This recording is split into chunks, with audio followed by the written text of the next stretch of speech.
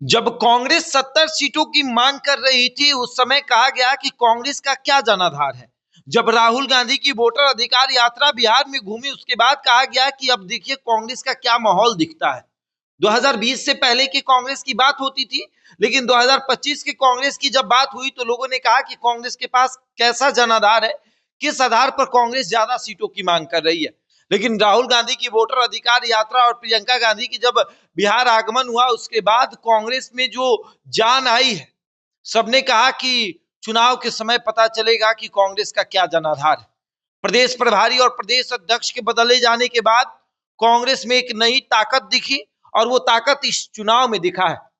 पहले चरण का मतदान होने वाला है, और पहले चरण के मतदान से पहले कांग्रेस का पूरा माहौल जो है वो सेट हो चुका है। लगभग 1 दर्जन से अधिक सीटें हैं जिस पर कांग्रेस पहले चरण में फाइट कर रहा है, और ये बता रहा है कि हम कितने मजबूत हैं। पूरे गुना गणित को समझने की बात है, किस तरीके से राहुल गांधी की वोटर अधिकार यात्रा बिहार में होती है।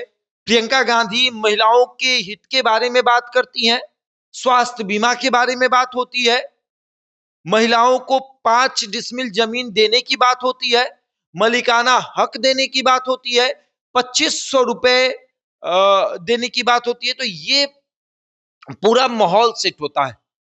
और राहुल गांधी का जब जब बिहार आगमन हुआ, चाहे दलित समागम हो, दलित से बातचीत हो, दलित छात्रों से बातचीत करने की बात हो, या फिर बिहार में पिछड़े और अति पिछड़ों के हक की लड़ाई लड़ने की बात हो, या फिर दलितों के हक और अधिकार के लिए आवाज उठाना हो, सब में कांग्रेस ने अपनी ताकत दिखाई है।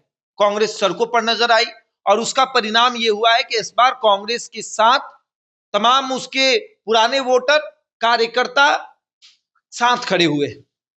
बिहार घूमने के बाद यह स्पष्ट हो चुका है कि इस बार कांग्रेस को लेकर लोगों में जो नाराजगी पहले थी, वो नाराजगी इस बार नहीं है।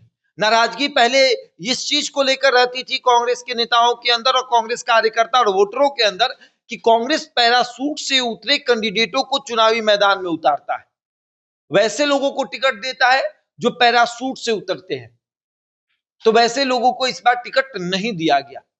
ना किसी बाहुबली को टिकट दिया गया, ना किसी धनबली को टिकट दिया गया, ना किसी परिवारवाद को ऊपर उठाया गया।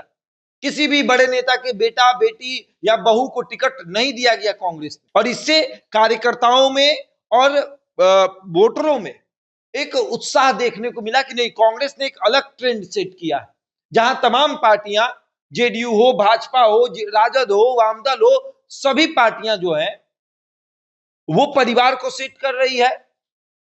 वो बाहुबलियों को टिकट दे रही है, वो धनबलियों को टिकट दे रही है। वहीं दूसरी तरफ कांग्रेस का ये ट्रेंड आया कि ना हम धनबली, ना बाहुबली, ना परिवारवाद, हम किसी को बढ़ावा नहीं देंगे। हम वैसे लोगों को बढ़ावा देंगे जो पढ़े लिखे होंगे।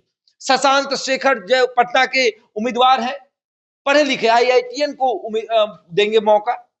शशांक शेखर हो गए, आपको रहमानी हो गए सुपौल से। कितने मजबूत कैंडिडेट को चुनावी मैदान में कांग्रेस ने उतारा है। वैसे लोगों को चुनावी मैदान में कांग्रेस ने बिल्कुल नहीं उतारा जो कि सिर्फ कांग्रेस कार्यालय में दौड़ लगाते थे, कभी प्रदेश अध्यक्ष के पास, कभी प्रदेश प्रभारी के पास, कभी किसी के पास चॉकलेट पहुंचाने की बात हो, कभी किसी के पास। लेकिन इस बार कांग्रेस में चॉकलेट नहीं चला, चॉकलेट चला ही नहीं। विरोध तो हर बार होता है, लेकिन इस बार कांग्रेस में चॉकलेट नहीं चला।